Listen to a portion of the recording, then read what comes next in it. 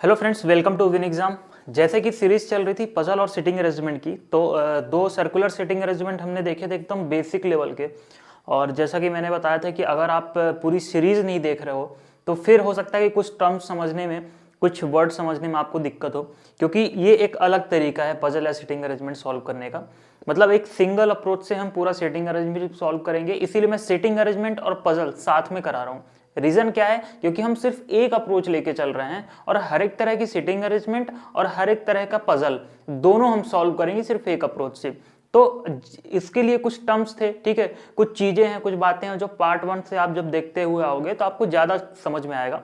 Videos ज्यादा बड़ी नहीं है, एक एक दो दो क्वेश्चंस हैं, तो आप बड़े इजीली समझ सकते हो स्टार्टिंग से, क्योंकि मैंने एक सीक्वेंस वाइज, एक लेवल वाइज क्वेश्चंस रखे हुए हैं। क्लियर? तो आज हम नेक्स्ट क्वेश्चन देख रहे हैं। ये सर्कुलर सिटिंग अरेंजमेंट का है। ये भी लास्ट टू हमने देखे थे सर्कुलर सिटिंग अरेंजमेंट की। उससे पहले हमने कुछ पजल देखी थी, कुछ रो बेस्ड देखे थे, कुछ डे बेस्ड देखी थी।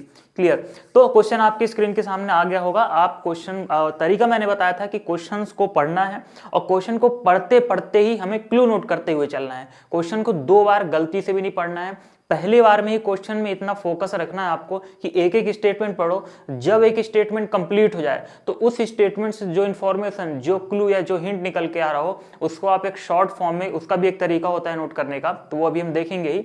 तो उस फॉर्म में आप उसको नोट कर लो। फिर सेकेंड स्टेटमेंट पढ़िए। सेकेंड स्टेटमेंट पढ़ने के बाद आप उसको नोट करिए। इसके बाद धीरे धीरे जैसे ही आपका क्वेश्चन खत्म हो जाएगा, आपके सारे क्लू और हिंट नोट हो जाएंगे। इससे क्या है आपको कि दोबारा क्वेश्चन को रीड नहीं करना पड़ेगा, आपका टाइम सेव होगा, क्योंकि क्वेश्चंस काफी बड़े होते हैं। क्लियर? तो हम देख रहे हैं कि हमारे पास क्वेश्चन है एक सर्कुलर सिटिंग अरेंजमेंट का, A B C D E F G and H are sitting around a circular facing the centre.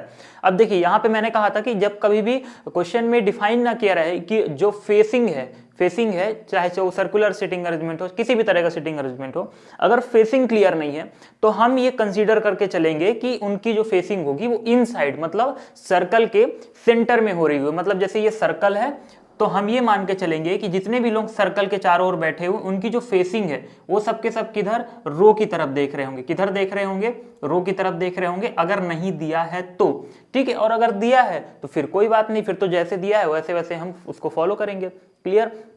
अब देखिए मैं एक एक स्टेटमेंट पढ़ूंगा और उसका क्लू और हिंट नोट करते हुए जाऊंगा।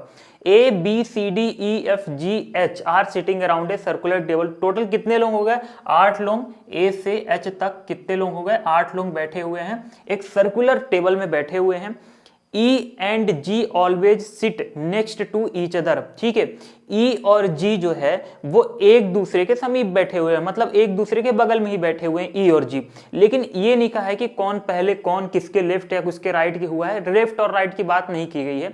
तो सिंपली हम इसका तरीका क्या होता है नोट करने का कि E और G है, अगल बगल बैठेंगे, लेकिन ये दोनों एक्सचेंज भी हो सकते हैं, मतलब जी इधर ई इधर, ठीक है, या फिर जी इधर ई इधर। ठीक है, तो ऐसे केस में हम क्या करते हैं, उस कंक्लूजन के पास में ऐसा एक एरो लगा लेते हैं। इसका मतलब होता है इंटरचेंज, मतलब कि वो इंटरचेंज हो सकते हैं। क्लियर? क्योंकि जरूरी नहीं कि वो इसी सीक्वेंस में हो। क्लियर? क्योंकि अभी ये तो हमें कुछ पता ही नहीं कि लेफ्ट राइट कौन से डायरेक्शन में है, ये सारी चीजें क्लियर नहीं है, तो इसलिए हम ये क्लू के रूप में इसको हमने नोट कर लिया। पहला क्लू, पहला स्टेटमेंट, पहला क्लू। उसके बाद लिखा हुआ है D sits third to the right of C. तो देखिए D sits third to the right of C का मतलब सी जहां कहीं भी होगा उसके थर्ड राइट में कौन होगा? First right, second right, third right में कौन होगा? डी होगा। अच्छा, राइट हमने इधर दिखाया है। देखिए क्या है कि पजल में, इसमें जो सिटिंग अरेंजमेंट है, इसमें क्वेश्चन में पहले किए थे कि सब के सब जो है किधर बैठे हुए हैं, फेस कर रहे हैं किधर? सेंटर की तरफ। ठीक है, तो सेंटर की तरफ मतलब सबका डायरेक्शन सेम है। क्लियर? अब देखिए जब सबका डायरेक्शन सेम है तो हम जो है क्लू नोट करने में हमें कोई दिक्कत नहीं। हमें पता है जो सी का जो राइट होगा वो इधर ही होगा। क्लियर? अब इसमें सी का राइट कहां आएगा वो अभी हम देखते हैं। अभी तो फिलहाल हम क्लू नोट कर रहे हैं। इस तरह से क्लू हमेशा हम नोट करेंगे, फेसिंग कैसी भी हो, कुछ भी हो, क्लू नोट करने का तरीका हमेशा सेम रहेगा। क्लियर? फिर देखिए, फिर लिखा हुआ है F sits second to the left of H, मतलब एच जहां कहीं भी बैठेगा उसके सेकेंड लेफ्ट में कौन बैठेगा? एफ। ठीक है, फर्स्ट लेफ्ट, सेकंड लेफ्ट, देखिए एच का लेफ्ट। क्लियर? फिर लिखा हुआ है सी नेवर सिट नेक्स्ट टू ए। ठीक है, कह रहा है कि सी जो है कभी भी ए के बाद नहीं बैठेगा। कह रहा है कि सी कभी भी ए के बगल में नहीं बैठता, मतलब सी और ए कभी भी आसपास जो है नहीं आएंगे। ए और सी कभी आसपास नहीं आएंगे। देखिए इसका कंक्लूजन हमने ऐसा नोट कर लिया। ठीक है, फिर लिखा हुआ है कि while D never sits next to G, मतलब D और G कभी एक साथ नहीं आएंगे, D और G कभी एक साथ नहीं आएंगे, इसको हमने ऐसा नोट कर लिया। क्लियर? ठीक है। इसके बाद लिखा हुआ है आगे कि H is not the neighbour of D and C, जो H है वो D और C का पड़ोसी कभी नहीं होगा। मतलब जो D है वो ना ही H के साथ आएगा, ठीक है, और जो D है ना ही वो किसके साथ आएगा, H के साथ भी नहीं आएगा, और किसके साथ नहीं आएगा, C के साथ भी नहीं आएगा। ठीक है, H किसके साथ नहीं आएगा, D के साथ भी नहीं आएगा और C के साथ भी नहीं आएगा। क्लियर? तो ये देखिए, आप देख रहे हैं एक चीज यहाँ पे कि आपको ये तो था पॉजिटिव हिंट, ये भी पॉजिटिव हिंट था, ये भी पॉजिटिव हिंट था, लेकिन आप देख रहे हो कि 4 यहाँ पे निगेटिव हिंट दिए रखे हैं। तो मैंने एक चीज ये बताई थी, इसलिए मैं बार बार ये पॉइंट आउट कर रहा हूं कि आप प्रीवियस पार्ट पूरा देखते हुए आइए। मैंने ये चीजें समझाई थी कि पॉजिटिव कंक्लूजन और निगेटिव कंक्लूजन कितने हमारे काम आते हैं। जितना ही ज्यादा पॉजिटिव कंक्लूजन हमारे काम आता है, उससे कहीं ज्यादा हमारे काम में निगेटिव कंक्लूजन आता है। क्यों आता है ये चीजें मैंने समझा रखी हैं, लेकिन फिर भी मैं एक बता देता हूं शॉर्ट में, क्योंकि निगेटिव कंक्लूजन भी, जैसे मैंने कहा कि मेरे पास 2 ही ऑप्शन है, 2 ऑप्शन 3 ऑप्शन मेरे पास है। अगर मैंने कह दिया कि ये ऑप्शन नहीं होगा, तो उससे ये तो हो गया निगेटिव हिंट, लेकिन उस निगेटिव हिंट से एक पॉजिटिव कंक्लूजन निकल के आया, पॉजिटिव हिंट निकल के आया, क्या कि ए नहीं होगा, लेकिन हो सकता है कि बाकी के जो 2 ऑप्शन बच रहे हैं वो हो जाएं, तो वो आपके पास पॉजिटिव कंक्लूजन हो गया कि नहीं। तो निगेटिव को पॉजिटिव में कैसे चेंज करना है, ऐसे। ठीक है, तो निगेटिव हिंट को इग्नोर नहीं करना है, निगेटिव हिंट बड़े काम में आता है। अभी देखिएगा ये सारे के सारे जो हिंट है बड़े काम में आएंगे। क्लियर? अब इनको हम इस सर्कल के अंदर बैठाना है हमें, ठीक है, मतलब सर्कल के चारों ओर बैठाना है। सबकी फेसिंग किधर है, अंदर। तो हमें डायरेक्शन का मैं बता देता हूं कि डायरेक्शन कैसे रखना है। पहले तो 8 लोगों को मैं बैठा देता हूं, ये 2 बैठ गए, ये 4 बैठ गए, ये 6 बैठ गए और ये 8 बैठ गए। इसके बाद 8 लोगों को बैठाने के बाद हम देख रहे हैं कि सबकी जो फेसिंग है वो सेंटर की तरफ है। तो अगर आप स्टार्टिंग में बिगिनर हो, अगर आप सीख रहे हो, तो आप एरो लगा के चलो, जिससे आपको डायरेक्शन पहचानने में जो है दिक्कत नहीं हो। तो सबके सब किधर फेस कर रहे हैं, सेंटर की तरफ, तो आप एरो लगा दो सेंटर की तरफ कि सबके सब जो है सेंटर की तरफ फेसिंग कर रहे हैं। अब देखिए, जब मैंने कहा कि जब पर्सन सेंटर की तरफ फेस कर रहा हो किसी भी सिटिंग अरेंजमेंट में, वो स्क्वायर बेस्ड हो सकता है, वो सर्कुलर भी हो सकता है, तो उस केस में क्या हुआ करेगा कि जो उस पर्सन का जो लेफ्ट होगा, उस पर्सन का जो लेफ्ट होगा वो क्या होगा, वो एंटी क्लॉकवाइज होगा। क्या होगा, एंटी क्लॉकवाइज होगा। देखिए, जैसे मान लीजिए ये पर्सन यहाँ पे कोई बैठा हुआ है ए, ठीक है, और फेस कर रहा है वो सेंटर की तरफ, तो इसका लेफ्ट क्या होगा, इसका लेफ्ट क्या होगा, देखिए इधर होगा, मतलब इधर होगा उसका लेफ्ट। मतलब कह रहा है कि मान लो कि बी ए के लेफ्ट में बैठा है, तो बी को आप किधर बैठाओगे, ए का लेफ्ट क्या हुआ ये, तो बी को आप यहां बैठाओगे। तो देखिए बी किधर गया, एंटी क्लॉकवाइज गया ना, ये होता है सॉरी क्लॉकवाइज, ठीक है, क्लॉकवाइज चला गया ना, तो लेफ्ट को क्या कंसीडर करेंगे हम, क्लॉकवाइज। ठीक है, सॉरी इसके लिए। फिर देखिएगा राइट के केस में क्या होता है, राइट के केस में अपोजिट हो जाता है, एंटी क्लॉकवाइज हो जाता है। अगर मैं कह दिया कि सी ए के राइट में बैठा है, तो राइट किधर होता है, ए का राइट किधर होगा, ए का राइट उधर होगा। तो देखिए सी को मैंने यहां बैठाया, तो सी किधर गया, देखिए एंटी क्लॉकवाइज जा रहा है, एंटी क्लॉकवाइज जा रहा है। राइट डायरेक्शन मतलब एंटी क्लॉकवाइज, लेफ्ट डायरेक्शन मतलब क्लॉकवाइज। और ये चीज हर एक पर्सन के लिए होगी, वो ऊपर वाला पर्सन हो, चाहे इधर वाला हो, चाहे इधर वाला हो, किधर भी रहेगा कोई पर्सन, अगर वो सेंटर की तरफ फेस कर रहा है तो ये वाला रूल अप्लाई होगा। लेकिन अगर मान लीजिए पर्सन जो है फेसिंग सेंटर, लेकिन मान लीजिए अगर पर्सन सेंटर से दूर देख रहा, मतलब सेंटर के बाहर ऐसे फेस ना करके उसकी जो फेसिंग है वो बाहर की तरफ है, तो फिर उस केस में डायरेक्शन चेंज हो जाती है। उस केस में जस्ट इसका रिवर्स कर देते हैं हम। उस केस में लेफ्ट के लिए एंटी क्लॉकवाइज हो जाता है और राइट के लिए जो है क्लॉकवाइज हो जाता है। राइट के लिए क्लॉकवाइज। ये कब होता है, जब ये होता है जब टुवर्ड्स सेंटर देख रहे हो, ये होता है जब सेंटर से दूर देख रहे हो, ठीक है, मतलब आउटसाइड देख रहे हो, ठीक है, outside to centre. Clear, centre के बाहर देख रहे हो। तो ये 2 रूल होते हैं, इसको हम पकड़ के चलेंगे, क्योंकि लेफ्ट राइट इतना कंफ्यूजिंग हो जाता है ना कभी कभी हर एक पर्सन के लिए, तो हम अलग अलग पर्सन के लिए अलग अलग लेफ्ट राइट कंसीडर करना रहता है, ठीक है। तो वहां पे कभी कभी चीजें गलत हो जाती है, तो हम सिंगल एक चीज मान लेते हैं हम, ठीक है। तो हमने सीधे क्लॉकवाइज और एंटी क्लॉकवाइज में कन्वर्ट कर दिया लेफ्ट और राइट को। और सर्कल अगर कोई है हमारे पास तो उसमें लेफ्ट और राइट के बजाय, लेफ्ट राइट के बजाय क्लॉकवाइज और एंटी क्लॉकवाइज डायरेक्शन निकालना ज्यादा आसान होता है, इसलिए हमने किस में कन्वर्ट कर दिया उसको, एंटी क्लॉकवाइज और क्लॉकवाइज में। अब देखिएगा, अब मैं सॉल्व करता हूं सिटिंग अरेंजमेंट, अब हम करेंगे। क्लियर? फेस किधर कर रहा है, सेंटर की तरफ, मतलब सबकी जो डायरेक्शन होगी लेफ्ट वो क्लॉकवाइज चलेगी और सबकी जो राइट डायरेक्शन होगी वो एंटी क्लॉकवाइज चलेगी। क्लियर? यहां पे सबके लिए यही रूल अप्लाई होगा। अब देखिए यहां पे सबसे पहला क्लू हम कौन सा उठाएंगे, तो मैंने कहा था सिटिंग अरेंजमेंट में या फिर पजल में भी हम सबसे पहला क्लू वो उठाते हैं, पहली चीज जो कि एकदम डिफाइन हो, मतलब श्योर हो, ठीक है, कंफ्यूजिंग वाला ना होगी जिसमें पहले ही केस में पॉसिबिलिटी निकल के आ जाए। क्लियर? दूसरा चीज कि जो ज्यादा से ज्यादा प्लेस कवर कर रहा हो, ठीक है, जो ज्यादा से ज्यादा प्लेस कवर कर रहा हो, ठीक है, ये मैंने बताया था। तो इन सारे कंक्लूजन में आप देखोगे जो ये वाला कंक्लूजन है ये कितने प्लेस कवर कर लेगा, 1 2 3 4, 4 प्लेस कवर कर लेगा, ये ज्यादा सटीक रहेगा बैठाना।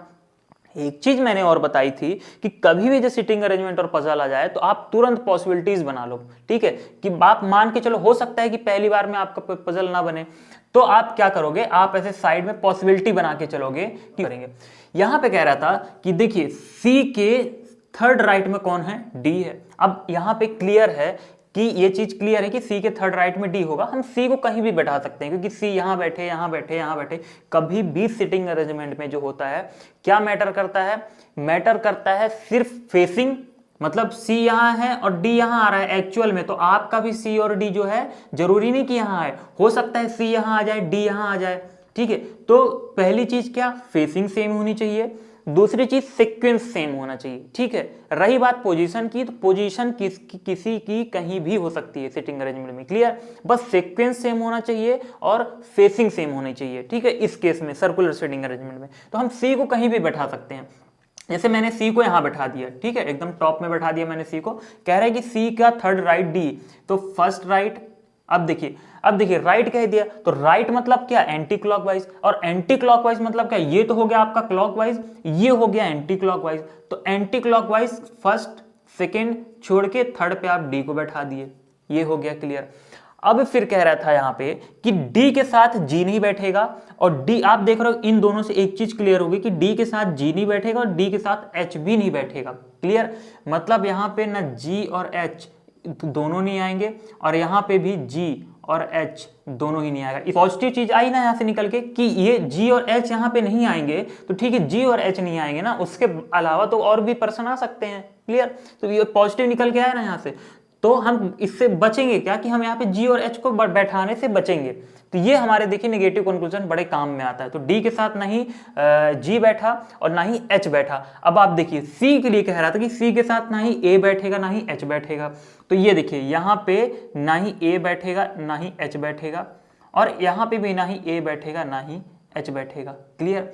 अब एक चीज आप बताइए कि यहाँ पे एच नहीं बैठेगा, एच यहाँ पे भी नहीं बैठेगा, एच यहां पे भी नहीं बैठेगा, एच यहां पे भी नहीं बैठेगा, तो एच के लिए कौन सी दो प्लेस बची, सिर्फ यही दो प्लेस बची एच के लिए, या तो हम एच को यहां बैठाएं या तो यहां बैठाएं।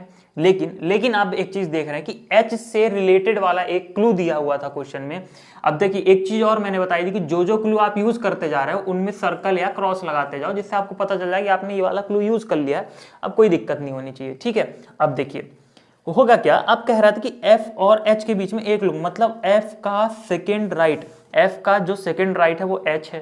क्लियर? अब देखिए अगर हम एच को यहां बैठाते हैं, अगर हम एच को यहां बैठाते हैं तो हमें एफ को कहां बैठाना पड़ेगा, यहां बैठाना पड़ेगा, तभी जाके वो first right and second right आ पाएगा। क्लियर? ठीक है। अगर हम एच को यहां बैठा दिए तो हमें एफ को कहां रखना पड़ेगा, एफ को यहां रखना पड़ेगा, जबकि यहां पे डी ऑलरेडी बैठा हुआ है। ठीक है? क्योंकि हमें एच को कहां रखना है, एफ के सेकेंड राइट पे रखना है, तो मजबूरन हमें एफ को यहां रखना पड़ेगा, लेकिन डी बैठा हुआ है तो फिर हम नहीं रख सकते क्योंकि पहले से वो प्लेस्ड है। तो एच को हम मजबूरन यहीं रखेंगे, और जब एच को हम यहां रख दिए तो फिर हमें किसको यहां पे रखना पड़ेगा, एफ को यहां पे रखना पड़ेगा। अब देखिए नेगेटिव कंक्लूजन में इसलिए मिटा दिया नेगेटिव हिंट क्योंकि यहां पे प्लेस्ड हो गया 1%, तो अब कोई दिक्कत नहीं, अब यहां पे यही बैठेगा, फिक्स है। क्लियर? एफ हो गया, एच हो गया, ये भी हमारा यूज में आ गया। क्लियर? अब देखिए अब एक चीज बताइए, अगर ए यहां नहीं आएगा, ए यहां नहीं आएगा, तो ए कहां आ सकता है? ए के लिए सिर्फ यही एक जगह बची, क्लियर, ए के लिए सिर्फ यही एक जगह बची, और एक जगह और बच रही है, ए के लिए ये बच रही है जगह। तो ठीक है, अब देखिए मैं इसको भी निगेटिव कंक्लूजन मिटा देता हूं, ए या तो यहां आएगा, ए या तो यहां आएगा, एक चीज क्लियर हो गई, ठीक है। अब यहाँ एच तो आएगा नहीं, यहाँ तो कुछ और आएगा अब, है ना, ए तो यहाँ आएगा या तो यहाँ आएगा। अब देखिए एक चीज आपने देखा, एक चीज आप ध्यान दे रहे होंगे कि यहाँ पे ये कह रहा था कि ई और जी अगल बगल बैठेंगे, ई और जी अगल बगल बैठेंगे, क्लियर। अब देखिए जी यहाँ तो, यहाँ और यहाँ तो जी आएगा नहीं, यहाँ और यहाँ तो जी आएगा नहीं, तो सवाल ही नहीं पैदा होता यहाँ बैठाने का। यहाँ और यहाँ हम बैठा सकते हैं जी, ठीक है, लेकिन ये आप एक बात बताओ कि अगर हम जी को यहाँ बैठाते हैं तो इसके अगल बगल हम ई को बैठा पाएंगे क्या? नहीं, क्योंकि सी और एच पहले से प्लेस्ड है। तो एक चीज कंफर्म हो गई कि जी को हमें यहाँ बैठाना पड़ेगा मजबूरन, और जब जी को हमें यहाँ बैठा दिए तो हमें मजबूरन ई को यहाँ बैठाना पड़ेगा, क्योंकि कह रहा था कि जो ई और जी है वो पड़ोसी हैं, तो ई और जी को हमने पड़ोसी बना दिया, क्लियर। अब हमें एक चीज फिक्स हो गई कि ए तो यहाँ आने वाला नहीं था, तो ए तो अब एक चीज क्लियर हो गई कि ए पक्का है, ए तो यहीं आएगा। अब जो एक अल्फाबेट बच रहा हो वो बचे हुए स्थान पे आप रख दो, तो ए हो गया, बी बच रहा है तो बी को आप यहाँ रख दो, ये आपका बन गया अरेंजमेंट, ठीक है, ये आपका क्या बन गया? अरेंजमेंट बन गया। अब इससे रिलेटेड कोई भी क्वेश्चन पूछ दे आप बड़े ही आसानी से उसको बता सकते हो, ठीक है, बड़े ही आसानी से आप उसको बता सकते हो। क्वेश्चन कुछ भी पूछ सकता है, अगर क्वेश्चन स्क्रीन में आपको शो हो रहा है तो आप पॉज करके उसके आंसर्स दे सकते हैं आप, ठीक है, बड़े ही आसानी से। अब उसमें ये नहीं पूछना है कि कौन सा आंसर सही है कौन सा गलत है, सिंपल सी चीज है ना। आप ये बताओ कि आपका अरेंजमेंट तो बन गया। अब अगर क्वेश्चन में ये पूछ देता है कि बताइए एच के सेकंड लेफ्ट में कौन बैठा है, एच के सेकंड लेफ्ट में कौन बैठा है, तो लेफ्ट का मतलब मैंने क्या बताया, क्लॉकवाइज, जब फेसिंग सेंटर की तरफ हो। तो क्लॉकवाइज जब आप घूमोगे 2 नंबर पे, 1 नंबर 2 नंबर, कौन आया? एफ आया, क्योंकि बोल रहा था सेकंड लेफ्ट, तो first left second left F. अब आप आंसर दे सकते हो ना। मान लो आपसे क्वेश्चन में पूछ दिया कि ई का अपोजिट कौन है, तो ई का अपोजिट कौन है? एच है। आपसे पूछ देगा कि बी और डी के बीच में कितने लोग हैं, तो बी और डी के बीच में 3 लोग हैं। आप इधर से भी गिनो इधर से भी गिनो, 3 ही लोग आ रहे हैं। तो कैसा भी क्वेश्चन पूछ दे अब आप आंसर दे लोगे, क्लियर। तो ये हो गया आपका अरेंजमेंट और आपका हो गया आंसर। तो बड़े ही आराम से, बड़ी स्मूथ तरीके से हो गया। क्यों हो गया? क्योंकि एक जो स्टैंडर्ड अप्रोच होती है वो हमने फॉलो की, ठीक है। हमने क्वेश्चन पढ़ा, हमने तरीके से क्लू नोट किया, अब बारी बारी से एक एक क्लू उठाया हमने और क्लू को हम वहां रखते गए। लेकिन क्लू उठाने का भी एक तरीका होता है, क्या कि सबसे पहले तो हम ऐसा एक क्लू उठाएं जो हमें कुछ डिफाइन कर रहा हो, मतलब श्योर चीज डिफाइन कर रहा हो कि निश्चित है कि ये होगा ही, ठीक है। तो ये वाला क्लू हमें डिफाइन कर रहा था कि ये तो श्योर है कि जो डी है वो सी के थर्ड राइट में आएगा, क्लियर। ये चीज हमें क्लियर थी। अब होता क्या कि हम सी को तो कहीं भी रख सकते हैं, तो सी को हमने कहीं भी रख के डी को बैठा दिया। उसके बाद क्लू हम कनेक्ट करते चले गए, मतलब क्लू हमें कनेक्ट करना है। जैसे हमारे प्लॉट में सी और डी आ गया था, तो इसके बाद हम एक ऐसा क्लू पकड़ेंगे जो सी से कनेक्ट हो रहा हो या तो डी से कनेक्ट हो रहा हो। तो देखिए हमने डी से कनेक्ट हो रहा था ये 2 क्लू तो पकड़ लिया था, या तो हम सी से कनेक्ट होने वाला भी क्लू पकड़ सकते थे, आखिर हमने बाद में लिया वो वाला क्लू।